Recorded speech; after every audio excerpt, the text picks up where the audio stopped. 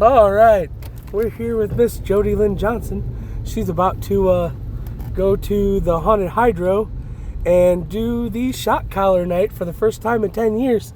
First time ever. Yes, but this is the first time in 10 years that they're hosting the shot collar. Yes, but I just meant first time ever. Well, yeah, first time for you. Let me see if I can get my voice back. Give me a second. Okay. Look at that. All right. I'm not looking away from the camera. I'm just looking at my traffic here. So what are you looking forward to the most? Oh, what am I looking forward to? I'm kind of looking forward to really being able to test the limits on my BCBA training. We deal with a lot of behaviors. We deal with a lot of creepy crap. And I think this is a really good exercise to, honestly, to kind of show my staff too that no matter what, you can really train for just about any behavior that gets thrown your way with enough mental prep and practice.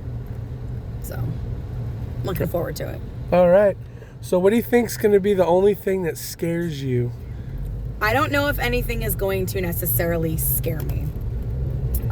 There are two things that I did see that will probably get what we would call respondent conditioning, where I might jump or I may have a gag reflex. And I'm trying to mentally keep myself prepared for it. Bug bitch was one of them. I'm not looking forward to that, but I'm trying to just stay in that headspace. Nope, I'm not gonna break for bug bitch. And I think the waterboarding might really test my limit, but I don't think I'm scared of it necessarily. I just don't know because of how long it's gonna last. Just kind of maintaining that mental composure piece. I read other things too, and I'm like, okay, I think I can manage that. I'm just trying to think about other things, but those two are the ones that I'm like, might be some reaction, but I don't think it's going to be enough to really get me. The bugs might make me throw up though. Hopefully not in the hydro, but that one might make me puke later, if I'm being perfectly honest. I don't revel in the fact that I might have to eat a grasshopper or a cricket or something, God forbid a worm, but we'll see. All right. Well, just for sake, we work at the Haunted Hydro, so Yep. We kind of know what's going to happen, but we also don't know what's going to happen. So our goal is to go in with an open mind. I'm going to keep my mouth shut because I'm recording this whole thing for posterity, for material.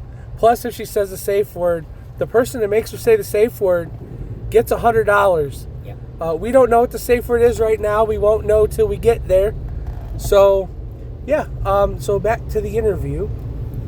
All right. Why did I go this way? I don't know. I don't know either. Because you're taking Route 6 probably? I wasn't trying to. That's fine. You can take Route 6. I was trying to go Route 4. Okay, well, that works. Anywho. So, do you think that anybody's going to get you relatively close to that safe word?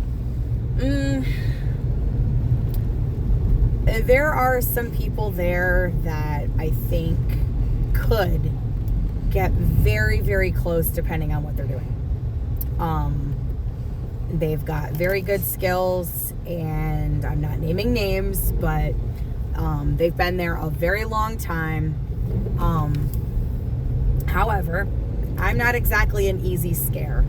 Like I said, I might have a jump like that here and there, but I'm not exactly a screamer. And I've trained to teach myself, there's something always happening. Like I said, I'm a BCBA, and so when a kid hugs me, I immediately think, is this kid a biter?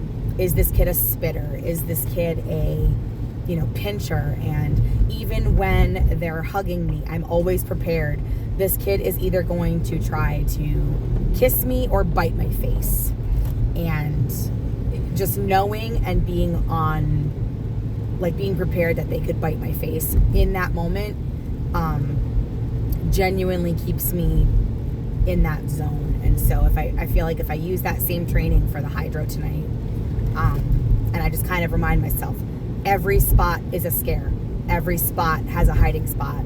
Every room, someone is there. Every room, someone's going to jump out or do something, even if I cannot see them. And I mentally keep that in my head.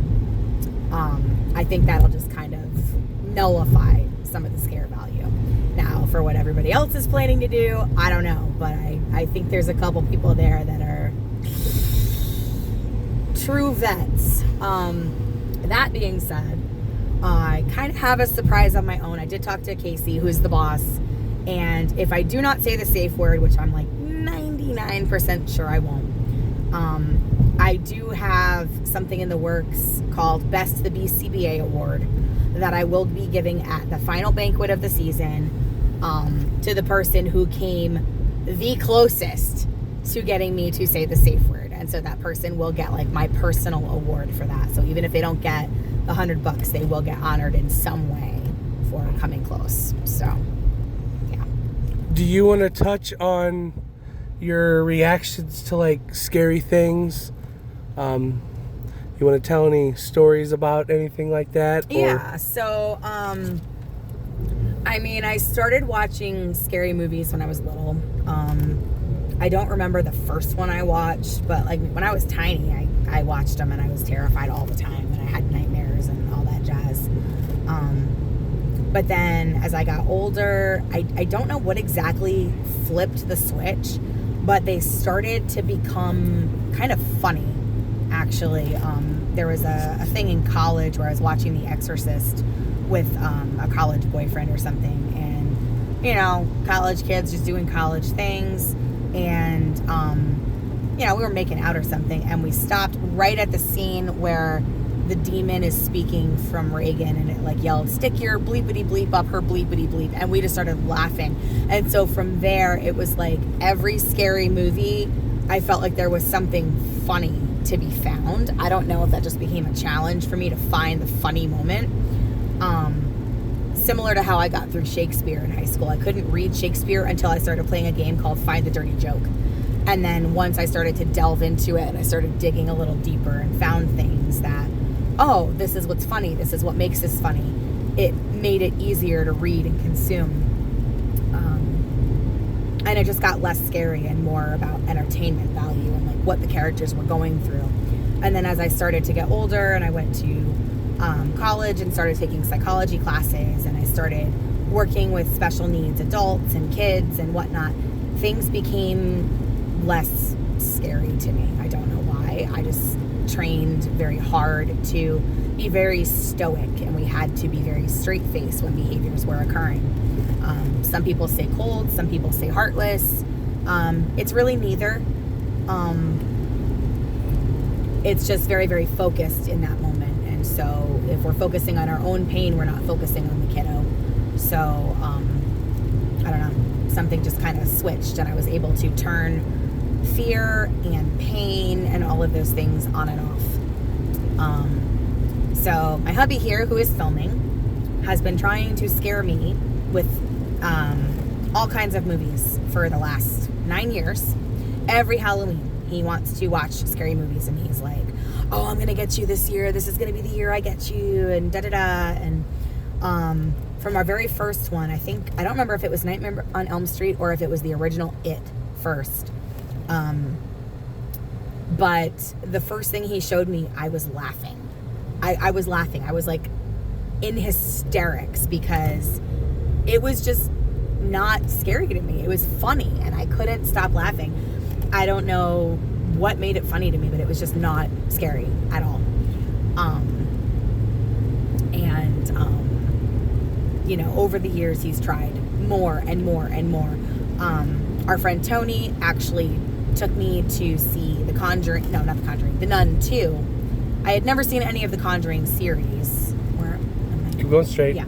I had never seen any of that series, and she took me to see The Nun 2, and I'm sitting in the theater, and I remember she was so convinced I was going to get scared because it was on a big screen and, you know, the surround sound and everything. She got jump scared, and I sat there predicting everything, laughing, making silly comments in her ear, and just, I don't know. It's kind of funny.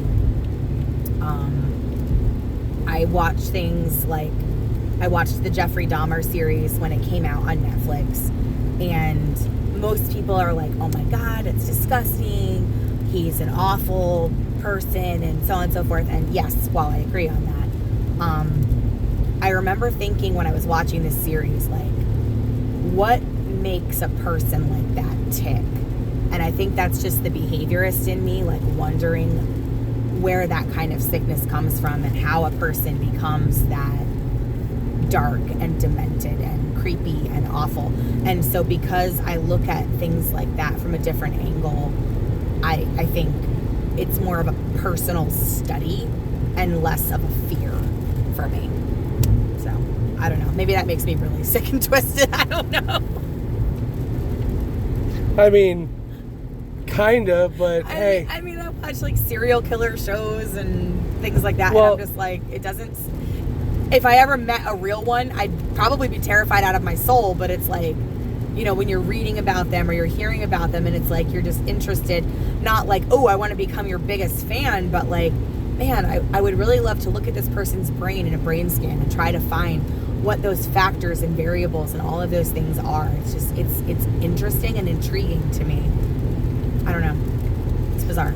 Well, you're a woman, and we do know all women like them murder, you know, true crime documentaries and all that. And you say all, but I don't think all. I don't either. I'm just messing around. I was going to say. But I know you do. I do. I don't know why. I just do. All right. So that's going to be the pre-interview. Then you'll see the going through, and then I will do a post-interview with her when we are done. All right. And that'll be coming to you shortly.